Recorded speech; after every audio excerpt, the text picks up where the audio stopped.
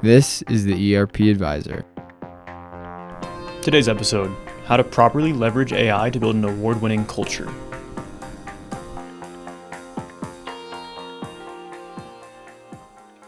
Hello, everyone. Thank you so much for joining us for today's CPE webinar, How to Properly Leverage AI to Build an Award-Winning Culture.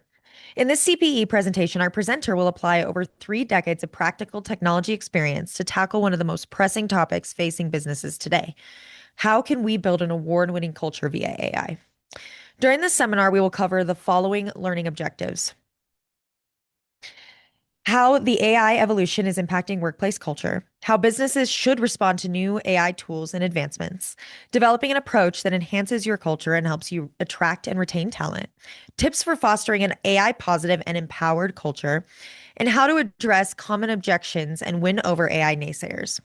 Today's presentation is valid for 1 CPE credit. In order to receive CPE credit, each attendee is required to attend the full 50-minute presentation, as well as engage and answer all of the polling questions asked throughout the presentation. If you are needing CPE credit for today's presentation, please leave your name in the chat of this Zoom or send an email to Elizabeth at elizabeth.jones@erpadvisorsgroup.com for record, and you will be issued a certificate for CPE. At the end of today's presentation, there will be a short question and answer period. And if you have a question for our presenter, please add it to the chat section of this Zoom, and we will be sure to get that over to him. Sean Windle is our presenter for today. Sean is the founder and managing principal of ERP Advisors Group based in Denver, Colorado. Sean has worked in the enterprise software industry for almost 30 years. He started his career at Accenture and Arthur Andersen Business Consulting and moved into the software industry with Oracle as a technology product manager. There are only a few people in the world with the practical software experience that Sean has gained with helping hundreds of clients across many industries with selecting and implementing a wide variety of enterprise solutions. His podcast, The ERP Advisor, has hundreds of episodes with tens of thousands of downloads and is featured on prominent podcast platforms such as Apple and Spotify. Sean, if you are ready, I will pass it over to you to begin our presentation for today. Great. Thanks, Rebecca, as always, for introducing me. And to be honest with you, sometimes I'm like, when I see those Star Wars toys behind you, the Legos, I just want to go play with those and not think about really hard topics. But it's time to get to work. So with that intro, again, appreciate it. And really appreciate everybody joining here, especially coming into the holidays. It is a reporting year, I understand. So I'm glad to have you all here. And please, any logistics, I think somebody just sent a note on the chat to get CPE credit. Just let us know for sure. We'll track that and do everything we can to get to you, make sure that you have what you need. So just one last thing I'll say here before I jump into the content. The framework that I'm talking from today, or I should say kind of the backdrop that I'm talking from is this is all we do as a firm, is advise organizations, nonprofits, for-profits, public, private, government, quasi-government. We work with a ton of organizations, people that are basically dealing with enterprise software issues. Frankly, they have the guts to help their organizations to get through some of the toughest challenges that they're going to see with technology. And so usually those are the people that are joining us for these calls too. So I really admire you all.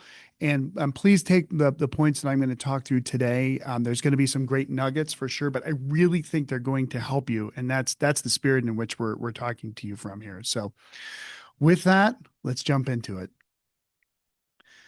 Okay, so here's the thing. This topic about AI and culture, I'm super excited about it. I think my team is too. They're all here with me. Hey guys, wish I could turn the camera to show them.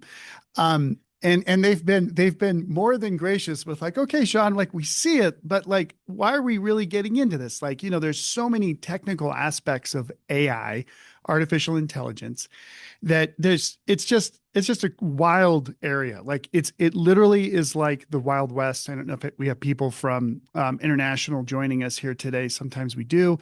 It's really the settling of the Western United States was wild. There was a lot of things that happening. And I'm telling you, that is like how AI is. Hopefully there's less whatever stuff was back then, but we won't get into all those kinds of history points. We're in Colorado, so it means a lot to me growing up doing Colorado history. You guys probably did Colorado history stuff. Like it's wild that, of course we have the Eastern guy over here who is from Boston, but anyway, that's okay. But the point of what I'm trying to say is that this is a very wide area of artificial intelligence. And it's kind of funny too, because I think as we're engaging more with different people talking about this topic, all the way from my partner, right, who in the business, but who's also my wife, who's like, if I hear anything else about AI, I'm going to go crazy because she's very specific. She's a very, like, she basically runs the administration for our practice. And, you know, she's pretty good at it. At least Consulting Magazine thought so. She just won a big award, which was super cool. She was an honoree for, was it operations and strategy for women's leaders with Consulting Magazine. I think it was, yeah, operations. And it was amazing, right? And she's like, you know, like, what does this really mean for our business? Like, what does it really mean for our clients, right? And that's what I really want to talk to you from today, which is like, what are the real impacts? But instead of just talking about like technology, which we're doing a lot, and we're talking to all of our vendors, including the AI-based ERP companies that are emerging and have $100 million all of a sudden, to the incumbent ERP vendors. We're getting into a lot of that. But for this conversation, we are purposely talking about culture. And I should say one last thing too, that from my perspective, I always look at like, who's going to listen to me talk about stuff, and what right do I have? What have I done to demonstrate my capability in an area? And I will tell you that one of the most proud things I am about our organization is we've won the Best Place to Work award in Denver for multiple years now, and we keep getting up into bigger organizations. We keep placing, which is amazing. That means everything to me. So I do know about culture, not just from working with some of the top organizations in the world. The last firm I was with before I came here is in the Best Places to Work nationally. And then we've been able to build it here at ERP Advisors Group. So this whole conversation is around, how do you take the technical aspects of AI and apply it to like culture? So why are we really talking about this? And I will jump into the content here with that backdrop. There's so much fear around job security with AI that when there's that much concern about anything, it's hard for people to see what benefits could be. And I don't think that it's unfounded. I think it's really true. Even as we're looking at our AI strategy internally and how we can leverage real tools that are going to make a difference, I can see that it's going to impact people at our firm in a way that's going to make them more productive, a lot more productive. And I think we're really excited about that as a firm. Now, you know, we tend, I hope you guys would agree, you better nod, yes, that we really want to take care of our people and do the right things for everybody. And by having, you know, AI tools that can make a difference, right? You can get past some of these concerns. Like I think Rebecca, especially, you did a phenomenal job putting this deck together in terms of the actual statistics and research that's in here. And Elizabeth, yes, thank you both for doing this. I think Elizabeth listening's too. Thank you, Elizabeth. But you know, 52% of surveyed adults are worried about the future impact of AI in the workplace. So if you have that much fear and that much concern, it's very hard to see what the upside could be. So there's truth in that, right? And then if you've got 1 in 3 people basically thinking that their future progression could be blunted by AI, that's a big deal. Like I can't think in my, you know, several decades here of my work sort of career or path, you know, we've had some major changes with cloud. We've had the Ubering of all these industries with just even e-commerce and things like that. I don't think you're going to see that kind of an impact from anything that's happened, at least in the last maybe 30, 40, 50 years, where people are that concerned. And the next point here is sort of an underlying point here, that there really isn't any kind of guidance or policies for using AI at work. It's so new that organizations don't know what to do. And frankly, you know, some organizations like us have just said, you know, our data is so valuable, and especially our client data, and we're having pretty intimate conversations with our clients, like, we can't let that data go anywhere. Even if it's just a status meeting with an AI tool taking notes, like, where does that information go, right? So we're finding very trusted providers and doing some pilots with them now but the policies are just not there yet because we haven't been through enough of the consequences of our decisions on AI. So that's the second thing here. And now all this AI stuff comes to us here on this third major point around the cybersecurity threats that we've been talking about with KnowBe4, one of our trusted partners in that area. We don't take a dime from them. They don't take a dime from us. We love those guys because they're out making a huge difference for organizations around cybersecurity and teaching and educating people about what to do and what not to do. But when we talk to them every year, the stories get worse and worse and worse of what happens. So even if you look at sort of a survey done by a cybersecurity organization called SoSafe, over 3/4 of businesses are targeted by AI-fueled cyber attacks. Like, wow. So we already knew cybersecurity was a risk, and now AI is being used for that. And the last couple, kind of negative points here, right? But potential of retrieval of inaccurate information, right? So when we were just talking to somebody literally yesterday about an AI tool that they were using over their financial systems, and the tool would go and pull information and bring it back, and it was wrong. Like it was like what was my revenue for this client for this period of time? Go out, here comes a number. Well, the way that the AI UI, user experience, was wired to the UI kind of code that's built that then goes through an integration, that then goes through an API at the ERP level, and then within the ERP, the calls that were made to the database and brought back, all that technical stuff, they missed information, and you can see how it'd be easy to leave out things like credits. So yeah, here's the top line number, but like we had lots of credits that went back to customers. I mean, that's just a simple example. So, if KPMG is doing surveys and saying that half the people admit there's issues, that's tricky. And then the last point on here is inappropriate targeting spend on unimpactful AI tools that really don't impact ROI, right? These are like experiments basically that's going on. So the reality of the adoption of where real ROI is coming from, it's just not there yet. Now, that's not to say that it's always going to be this way and that we shouldn't continue to talk about the pros, which we will in a second here. But, normally when we start off a deck, we're like, oh, hey, everything's great. Here's the way to be positive and da-da-da. But this sort of lays, again, sort of a framework that we're all operating from that, like, you better be paying attention here because the risks are high. And it's not just technology into the reports and analytics that you're getting. It's actually to your people, because the impact of, even you or your CEO, your CFO, your controllers or senior accountants, or even, junior accountants, even people that are junior accountants, they're using these tools to come back with information, and then it's wrong and somebody smacks them. Hey, what are you doing? That's the wrong data. It's like, hey, I'm just using the tools here. So lots of risks for sure. But the reality is, as we go to the next slide, we all kind of know, though, that there's pros. And that's why we're going through, I think, the uncertainties that we are. Like, it's worth it to work through the cons that we just talked about for some of these pros I'll talk about over the next 2 or 3 slides. So we all sort of know that the empowerment, not just efficiency and more time for value-added tasks, but the actual empowerment that a person gets from, working through images, thinking about, your job, right? And what you guys do, like, how do we clean up images and make them, crisper or whatever? And if we have tools that can do that automatically, right? AI-based tools, then we can take those images, we can create content that's more aesthetic, and we can get it out. That's a marketing viewpoint, but much less around accounting and finance. Those same points are there.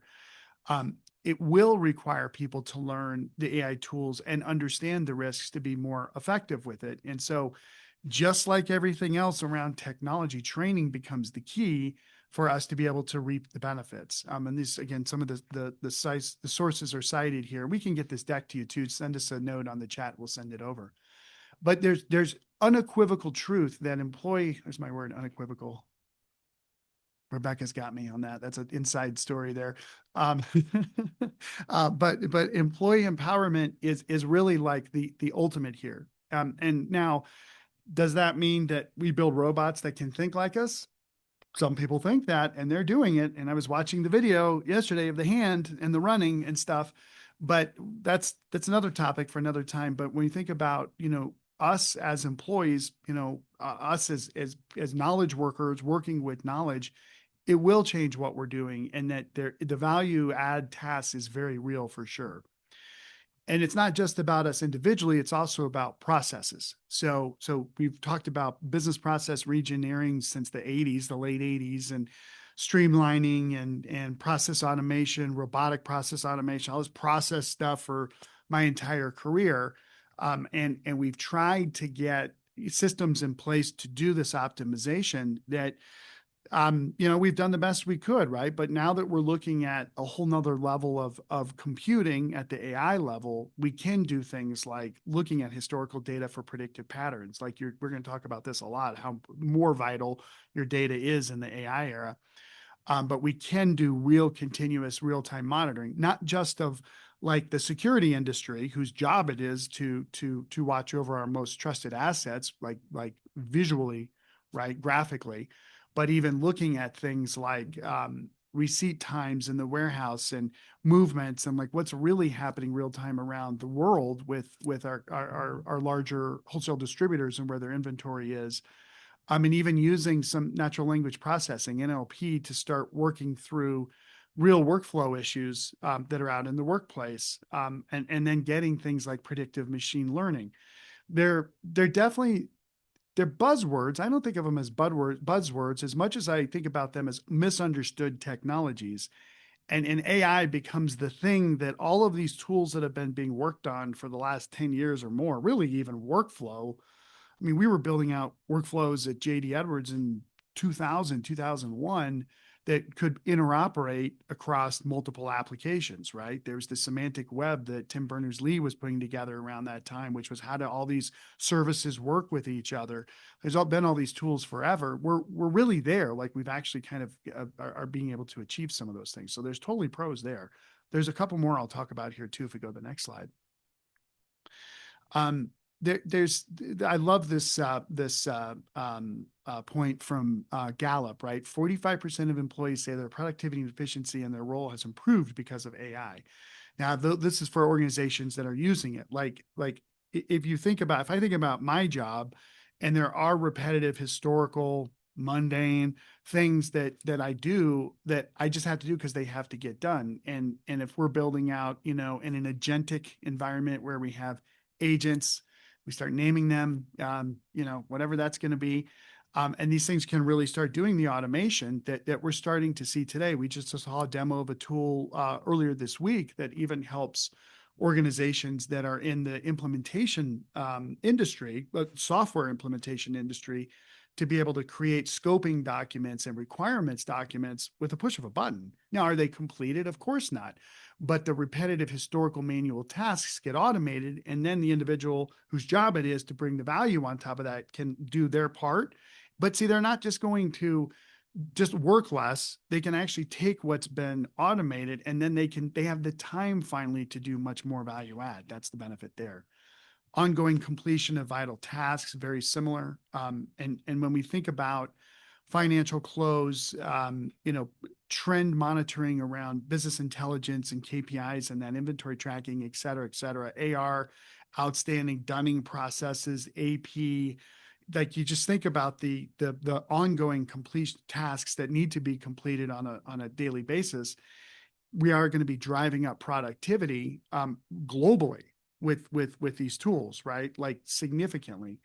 And it all leads, I think, to this last point on this slide, which is better decision making. So if we do have a data-driven technology that is able to provide us information in a way that is more useful and consumable, that we will make better decisions. And I know this because I've been selling that as a benefit for ERP with our clients, not even our prospects, but once we're a client, with almost every single of the 600 projects plus that we've done in the last 15 years, every single client that I've worked with has always said, we're going through this ERP transformation or human capital management or patient care reporting or whatever, because we've got to have better information about organization so that we can get ourselves in a position where we're adding more value to our customers and to our employees, and our employees can do that.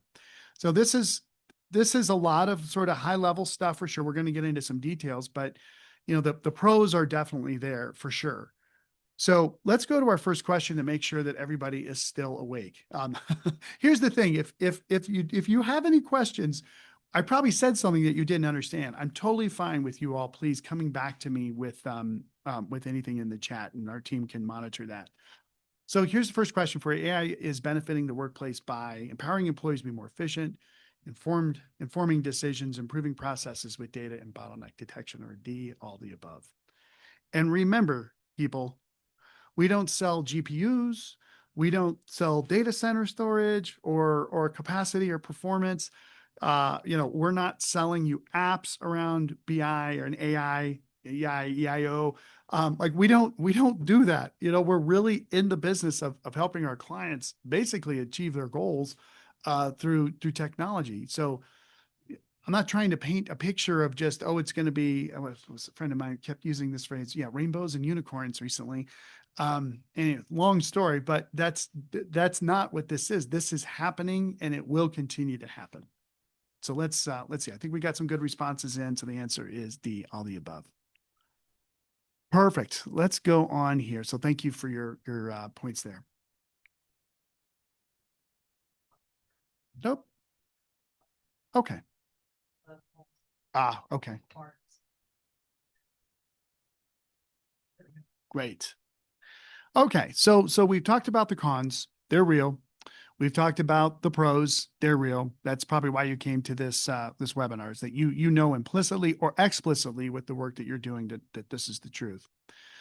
So what do you do about it? And this is sort of from the viewpoint again of having hundreds or thousands of people that I've worked with and that my firm has worked with, and my people, even more importantly, have worked with, that we've helped through technology dilemmas, problems, situations, and it's sort of like real is what I'm trying to get to. This optimistic skepticism is, I think it used to be cautiously optimistic was the phrase, but optimistic skepticism is exactly the right viewpoint. And I'm going to give you a very specific example of this that I don't want you to forget. So it's very easy. I even having to talk to my team about this, to just sort of you can tell how old I am sometime with my analogies, but drink the Kool-Aid of AI. Does you guys even know what Kool-Aid is? Oh, good. Okay. They're nodding at me like, not really, but I do. No, just kidding. Everybody knows what Kool-Aid is. Do you remember the commercials with the Kool-Aid man? Okay, there we go. Thank you, guys. Again, they're too nice to me. But the optimism of AI is like, it's probably I would say more.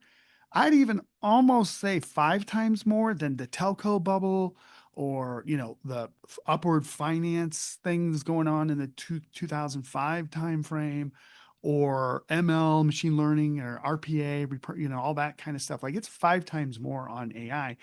But I will tell you, this tech trend is very, very, very well funded. Put your money where your mouth is. Put your mouth where your money is. And that is what's happening. And it's not just one company or 5 companies or one country. This is globally. And we see even countries making huge investments around technology infrastructure that I'd tell you they should have done a while ago, to be totally honest with you. The opportunity was there. But for various reasons, now it's happening. So the optimism, it's very easy to be overly optimistic about this. And it's also very easy to be very skeptical about it. Just going through those cons are there too. But you kind of have to be both. And we're even saying that when somebody comes to you and says, hey, I can build you, I was going to say an app for that, right? That's what we used to say. Now it's an agent for that.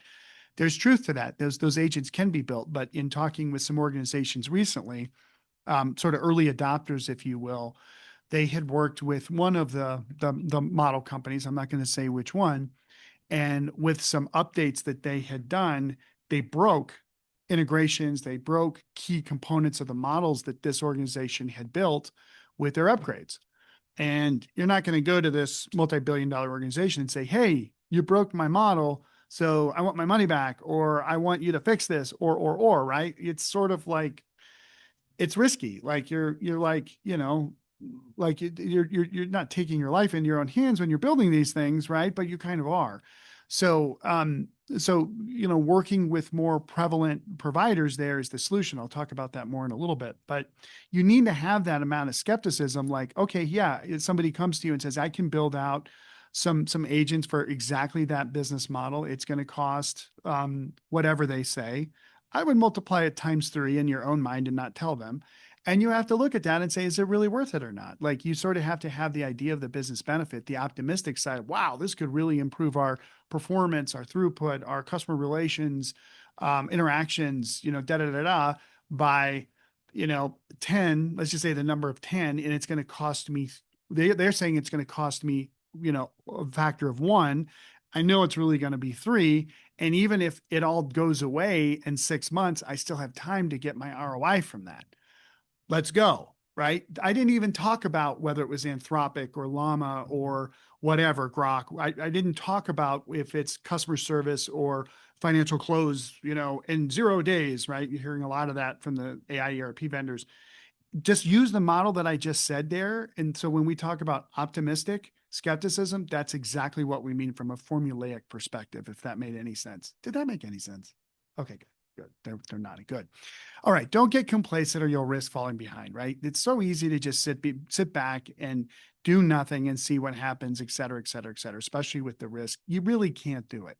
So, I was talking to a friend, my mentee actually from the last organization I was with. He started his own business. He's doing great. And he's got a guy who's building out some AI stuff for him. And we had this exact same conversation with him. And, I can tell you that last year I would have said to him, stop, don't do it. Like, no, we're not there. But this year I said, I love what you're doing. Keep experimenting, but look at it as an experiment for right now. Because the more you learn and the more you understand about this, that as solutions solidify, you'll be in a position where you can leverage it. And then definitely keep up with current news and innovations. I think even in 2026, we have the ERP minute. We might even call it the ERP AI minute. Like, I think there's so much. I'm looking at Rebecca, who's responsible for this. I'm assigning her this like literally live on a CPE. So she can't say no, but she will later if she doesn't want to do it, which she should. But I'm serious. I think we should start covering those 5 or 6 key organizations beyond just the ERP vendors that are coming up with new models. And Rebecca's already doing this work. I think we just need to share it more through our ERP minute, ERP AI minute. Something like that. ERP AIM. That's right. ERP AIM. There we go. I love that. But there's other places. I ended up on some rando email that I get every day, it seems like, on AI stuff. And I'm like, unsubscribe. But I'm like, oh, wait a minute. This is kind of interesting. Oh, this is really interesting. And so the outlets are out there for sure. And it's a good time to stay on them. Okay. I think we have a couple more points here too on this next slide. So evaluate vendor strategies. And when we say strategies, we're not just talking about the tool that they're using or the cost of the tool. This is like, what's their go-to-market strategy? Meaning, are they just a tool provider, or do they have resources that are implementing these tools that you can go to that are kind of like a liaison between you and the tool provider? We just saw one literally on our team yesterday from somebody who referred us into. I think it's cool. A lot of these tools seem to be named like women's names. I don't get that. I don't know, but I like it. That's cool. So we just saw one that had a lady's name. Fine. And Quentin on our team, who's our lead tech guy, was checking it out. And he was like, this sort of sits on top of these LLMs, the multiple LLMs, does internet stuff, and so there's some cool tools that are out there, but you've got to understand, okay, well, how do they want to go to market? How are they working with partners? What kind of R&D are they putting into their tools? How are they selling the tools? Like, these are really basic questions. You don't have to even write down what I said.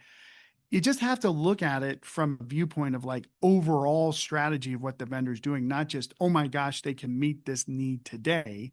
Just ask the questions that you would if you were like, betting your job on using one of these things, because in a way you probably are. And that's no different in advice that we've given you for all the other software that we've advised people over the years.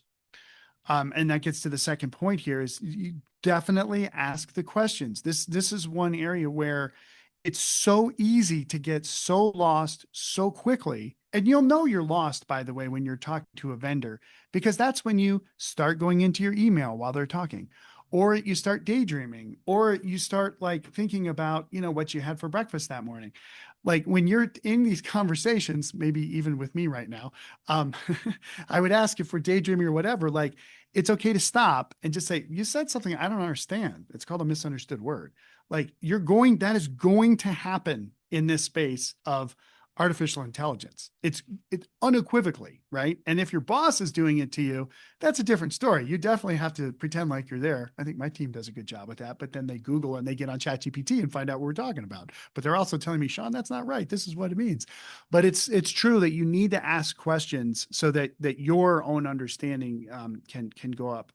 And then ultimately now you can get to the point of like calculating, like, okay, here's what the return on investment really is, including padding, right? I mean, we've seen this with custom systems for, I don't know, every single project I've ever done, literally. And like since 1996, Ryan, who's on our team, and I started at, I think it was July 10, 1996 at Accenture. Every custom development project, which a lot of these AI projects are, goes over budget. Every single one of them. So if you know that and you can calculate with that, you can get your budget set with the vendor. You definitely need to define what the scope is. What problems are you trying to solve, et cetera, et cetera, et cetera. And then the unknowns about how the tools fit in, yada, yada, sort of kicks in. But hopefully you put a little bit more money aside so that you don't, I'm just going to say it, look like an idiot going back to your boss saying, oh, we're halfway done and we used 100% of the budget, right? Don't do that. You calculate in your ROI decision enough of a cushion there that if you do need to use it, great, and that you're still making the ROI that you need to do that. So I'm kind of harping a little bit here. Let's put some more questions out here. So which of the following is not a way to respond to AI tools and advancements? So evaluate vendor strategies. Sounds good. B, let only the experts do the research. Don't, please. And then make calculated decisions for ROI. What do you think on this one? Let's see what your responses are.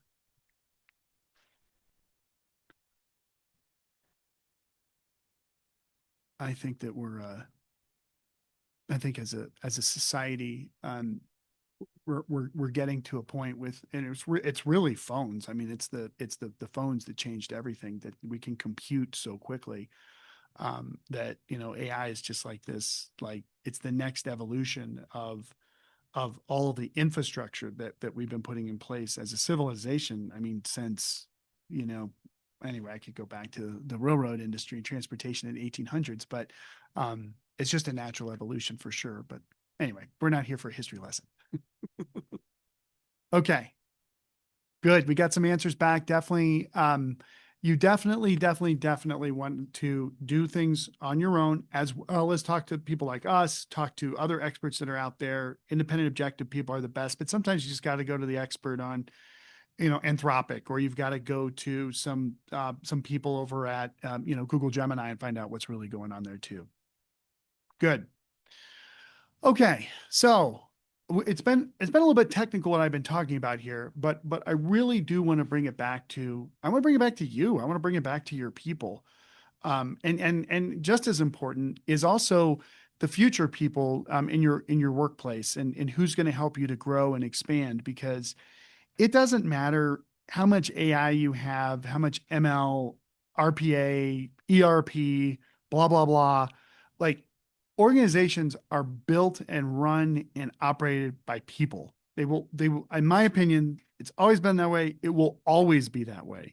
Now, can those people do more with technology? Absolutely. But I really don't think that fundamentally changes. Even if, we can teach Optimus robots how to answer phones and, do whatever. I know that's going to happen. Of course it is, but it's still, there's so many people that want to create and do wonderful things. I really hope that from this presentation, you can take that viewpoint for yourself. And even after this presentation, I do want you to do something. I'm doing this for free for you guys. I mean, it helps us to get our name out. Don't get me wrong, but something you can do for me, which isn't really for me, it's more for you, but is as soon as this is done, like, and you close your computer, you shut it down, or maybe you go to lunch or whatever. Like, I just want you to look around your office, and maybe you're on Zoom and you're working from home today or whatever. Like, the next call you're on, you see those little tiles with all the people, or even open up your directory or open up your email, look at your contacts. I don't care what it is, but just realize all these people are there working with you, trying to accomplish the same thing. And it's friggin' beautiful. Like, it's amazing that we're doing this. And so people coming together and accomplishing goals that are bigger than themselves, right? That's when we're talking about enhancing the workplace culture with AI. That's really what we see is the goal here.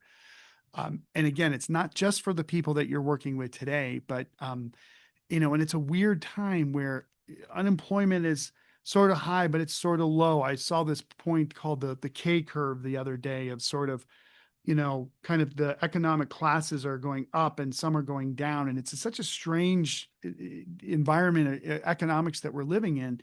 But I mean, we have 6 or 7 job openings ourselves. All of our clients are looking to hire great people. So, I see this, I think my team agrees with this, like, your future people, they're going to be looking at AI strategy as a reason for why they're going to organizations. Like, they know their lives will be improved day to day. Their jobs will be better because of AI tools. I'm thinking about one gal, Hannah, who joined us recently. She's amazing. That's how you're getting old, when you used to. Did you guys know that I worked with her dad at the last company? Oh my God. Lawrence, great guy. Love him.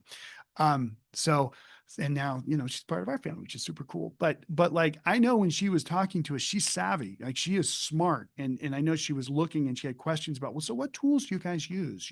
Cause like, I don't want to be doing a bunch of manual stuff if I don't have to. Now she's like cranking through pain points and observations and, going through all this stuff. And I know she's thinking with like, okay, EAG, like, can we get some tools in here to make my job better? Right. I think you guys are thinking with that here as I'm looking at the marketing team. Like, especially people that are kind of like, I don't know, they're more interested in having more maybe full lives. I think we all are, but I just think there's more of like a mandate that we see from what generation? X, Z, ABC, Z. So we have Z and we have millennials, and Zs are saying, like, especially as I look at Will, who lives the life I wish I had, but that's another story for another time. I always talk about Will on these calls, but who just got it's a commercial pilot's license. It's amazing, right? Like, there's I think about Rebecca, who recently, if I can say this, okay, got engaged, and Charlie and his girlfriend, and like, you guys are making, like, you're just joining us in the organization. Like people are like really wanting to make their lives better, and they should be able to do that. And that's the benefit that we see for your potential employees with AI, right? You don't want to spend hours fixing spreadsheets anymore. And they want stability with companies that are innovating. They know that the more AI we're using, and actually the innovation occurs, the more stability comes out there. Like, that's just the truth. And then if we go to the next slide, the thing about it is that there are definitely solutions currently available that can do these things that we're talking about, specifically in the office of the CFO, the accounting and finance business processes. They really do improve your employees' lives. Now, again, optimistically, what was it? Yeah, optimistic skepticism here, right? Movement toward a 0-day close using financial AI agents. We were just talking about what that really means, right? And if some of your biggest vendors don't get you a bill until the 5th of the month, and you do an accrual, like, that's easy, right? Like, there's very specific methods that you all probably know better than I do. I'm a systems person, but there's things you can do to reduce your close. But even having more sort of capability, software, agents that can look at improving your bank reconciliation. Like, how can we take those transactions that are super close that don't quite match that we sort of have the ability to do today and like have more intelligence built into the apps so that we can have more match happening quickly and easier. I mean, those are real things that can happen, and people are going to start expecting that, right? Invoice automation using things like OCR and automated approval workflows, right? Discrepancy detection, predictive invoicing, and more. We've set the stage with those tools already. Those tools exist, but I don't know. Most people I talk to about OCR, there's some problems with it, and the match doesn't necessarily do that good. That's getting better and better. Planning and budgeting, there's tools. There's a specific AI-based financial budgeting tool we've looked at that's pretty strong. We're seeing some of the incumbent players now, like Adaptive, they're really getting into AI and doing things where you can have better prediction. And then certainly reporting with dashboards, and we have several organizations we're working with now that are taking large language models, their LLMs, putting in their own data, and pulling back things that are really like more useful than they've ever had before. So these things are definitely happening. I mean, we're helping organizations to work through this on a day in and day out basis. Frankly, we're learning too. I don't think anybody can tell you on any of these, like, okay, Rillet's the way to go for the first bullet. Like, we're trying to learn more about them and Campfire and, what for real is NetSuite next. And working very closely with Acumatica and Microsoft. We're doing a call with some Microsoft people coming up because it's all right there, right? In the Microsoft ERP environment and ecosystem, and everybody knows the paperclip. Do you know the paperclip? Do you know what I'm talking about? Gotcha. Okay. Yes. What is it? Yes, exactly. The Microsoft paperclip. Exactly. They've been doing AI since the paperclip that everybody shut off when it showed up. But we're out there working with all of our vendors, really trying to figure out what they really have. But these use cases are definitely very real and they're definitely happening for sure. Okay. We're getting close to the end here. So if you do have any questions, feel free to start putting them in and maybe my team can kind of track it. But let's do our next CPE question. We have one more after this. So true or false, there are real applicable ways I can effectively be applying AI to my business processes right now. And I'm going to change this blind while we're answering.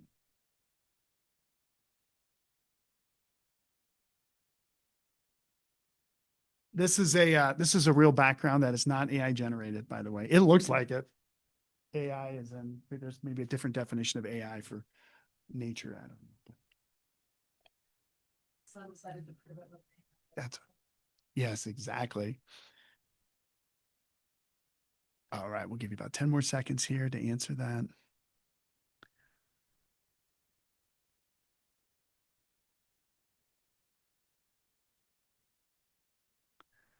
Good. Oh, I think the person answered false. I can't blame you. That's the skepticism. That's right. All right, great. Thanks, everybody. Okay. So just a couple more points here that I'll make. So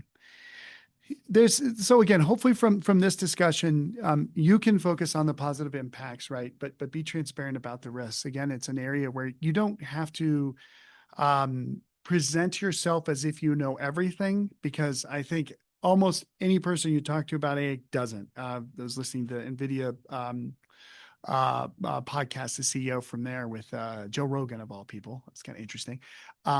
He knows a lot of what's going on for sure. Some of these people at the top do, but they don't know what each of the different frameworks are doing. And so they're trying to figure things out even at the very top. So for the rest of us, be transparent about the risks for sure. I do think if you switch the view from, oh my gosh, AI is this and that to like, how can we really improve our employee experience? I think the tools will start falling into place in terms of what you should be doing and what's obvious to take on and what's not.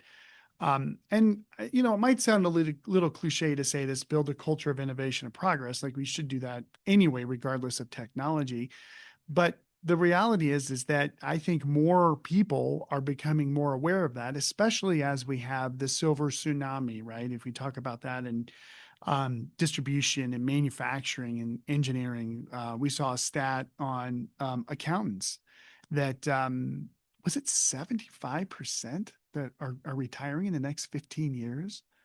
Like, it's crazy, right? I mean, we have a couple firms that help us out with our accounting, and there's a lot of innovative things that accountants are doing, and so this culture of innovation and progress is going to help you to keep more people, I think, in your office of the CFO as they see that. And then even the education, like pull your people in to learn with you and ask people on your team to help with that research. Hopefully you don't give them a credit card and have them buy stuff and they start experimenting with your data. Don't do that quite yet. We've had that happen. Some agent shows up on a call and then we get some note that says da da da da da, and we're like, well, where'd that come from? And there's like, I have no idea. I just pushed a button. So, not just that side of the security, but also of what is coming. Send them this deck so people are familiar with and thinking about these things. And there is some other points here I'll make too, coming up as we go to the next slide. There are going to be people that are going to say like, no, we're not going to do anything, right? And again, we had a conversation just recently where somebody's like, okay, so like, why are we doing this if it's just going to take all our jobs? That's not going to happen. Like, it's absolutely not going to happen. And if it does, you can come back and find me. I will probably still be stuck in my job doing whatever I'm doing. But of course, there's going to be tasks and maybe even some positions that are taken over by AI. But man, it opens up so many more things than what we're doing today. And I think there are business leaders, philosophers, whatever you want to call them, that are trying to paint the picture of the future. It's kind of one of the benefits, frankly, of science fiction is that when you read, whatever you're into, you're sort of painting a picture of what could be for the future. I would look at what some of these industry pundits or these pioneers are sort of setting out there for the future to say, okay, well, that's a future that could be, and how do I fit into that, and how do I want to, and how can I even affect that in my own organization? There are a lot of things that all of us do that are administrative and that are manual. Now, they're very important. But even in my own firm, I think about my people taking time to enter their time, our consulting people. And there's already tools today that can basically scrape the calendar and put in time entries for that. As I'm looking at Natalie, who doesn't know I'm looking at her, she's in charge of our internal tools. And we've talked about like, how can we leverage those kinds of functionalities? Because I don't want my people having to do that. They don't have to. But ultimately, the technology has never removed the need for human intervention across, I would say, our civilization. Has it changed it? Absolutely. Whether it's from fire all the way to, robotic process automation, there's the human intervention is what gives life on this planet. I don't know about others. We're not going to go into that, but on this one, anyway, from what I can see, you need people, and that's not going to go away. So that's some handlings there about that one. There's two more objections we're going to talk about here, and then we'll open it up for some questions. AI has proven zero ROI for companies currently investing in it. That actually isn't true. There is some returns, but like what we said here, it's still progressing, right? There's still progress that's being made with these solutions. And much like anything else, there's the early adopters are maybe a little bit more willing to take risk. And they're kind of taking on the responsibility, if you will, for the rest of us to kind of work through what some of those risks are, so that over time the solutions are more easy to deploy and are more certain for the rest of us who maybe aren't as risk tolerant. That there will be tools, there will be models, there will be solutions that are built in a way where we can, leverage the technology. No different than how mid-size and even small business has leveraged ERP when SAP didn't build SAP for my business, right? We're on the Inc. 5000. You can see our revenue, 7 million, 8 million a year. We use QuickBooks Online and it works. It works really well for us, right? But for Intuit to take the time to build that out, Intuit had to know what even accounting systems and what ERP and all this other stuff sort of looked like, which was defined at this macro level that then was brought down to organizations like ours that we could do that. That's going to happen with the AI models and data sets, and it already is. So then the last thing we would sort of dispel here is that there are the major cybersecurity threats. There are definitely risks, but when there is education that's put in place and there's proper usage, it is safe. And frankly, even as we kind of look at our internal use of this, we really are educating ourselves on where does all the data go? Where does it reside? What happens if that organization goes out of business? Because there is a lot of change. Do we lose all our data when one day the door is locked? That happened to me on my first job was that, second job, third job, I was with the company that got bought by, this was a startup in 2000, where they actually basically said to me, like, Sean, we're not thinking it's a good fit with you anymore. And I'm like, am I fired? What's going on here? And they gave me some time to go find something else. And I did. I had mentioned something about investing $10 million a year in a software solution that I didn't think was viable. And then the next day I came in and they're like, you probably need to find something else. And I was like, oh, okay. That's personal story there. And then about a month after that happened, all my friends showed up to the place to go to work, like their office, and tried to open the door and it was locked and they shut down. What happened to all the customers that were using those tools, right? So that's a risk, right? But when you look at AI generally, it is the proper controls are being built in. And so again, pick solutions and they're not going to go out of business. Hopefully you never forget that story. But also the vendors who are heavily investing in AI security. And this is why very often, we like the solutions that companies that are already dealing with these problems are that they're kind of at a gradient of like, oh, we get hit by, 1 billion bots a day trying to break down our firewalls and none come through, right? Like those kinds of organizations know cybersecurity. So then to have AI inside of that makes a lot of sense. Okay. So last question here. Thank you for making it this far in. A common objection to AI is going to take all our jobs. AI has proven zero ROI for companies currently investing in it. AI presents a major security threat to businesses. Oh, it's fun times. I would say that, I think we're hearing less of these kinds of objections as you all are answering here. We'll leave it open for another 30 seconds or so. But there is truth in these also. There's always a kernel of truth in all this stuff, So if you can address that kernel and then work through it, you're golden, and it's worth it. Good. I think we have our final answer here is all the above. Good. All right. I've talked a lot about this. We do have a couple other events coming up. We'd love for you to join us for. I have to put in a plug for those for next week. The 10th, we're going to go through part 1 of our ERP trends and predictions. We're going to do a second one. There's so much stuff that the team's put together. When I say the team and its content, that means Rebecca, for us to go through, which is going to be fantastic. We're going to talk about AI investments and strategies and everything else. So join us next week.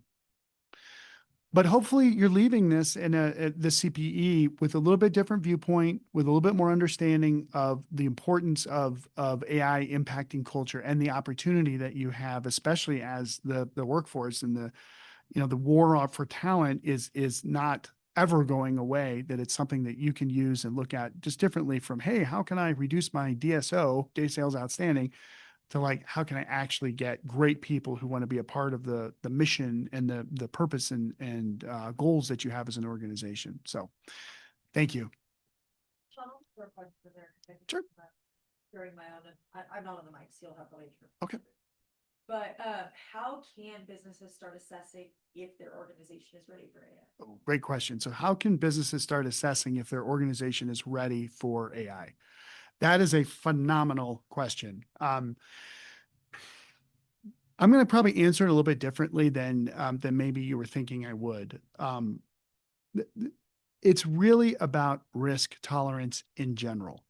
So when you look across the organization and you look at the investments that the organization's willing to make for, I don't know, changing out a vendor that does something really simple, or getting new space, or basic business decisions that every organization has to make. How does our organization respond to that? And watch it, like observe it for yourself, observe the obvious. And you'll see what the tolerance is from the people that have basically the money and are going to be funding projects. And if you see that there's a medium level, then or if it's you who's making those decisions, you need to look at it for yourself. And if there's a medium level of tolerance of risk for any sort of business initiative, it's time to do something. Now, if there's like a high risk, you probably already are doing something. If it's a low risk, I would say not yet. And the reason why I say that is because there is a high likelihood that whatever you do and invest in AI, you're going to change in the short term. And the people who will look at that change as like, oh my gosh, we wasted this money and we had to throw this tool away and we went through all that pain and anguish and da da da da da. Yeah, but there's another set of people, maybe the tone is a little higher, that says, wow, we learned so much through that activity that now that we know which tool to go with, we know our requirements better. We know how to structure our data better. We know the business processes that make sense to apply AI to that we didn't before. We see the impact to our culture now.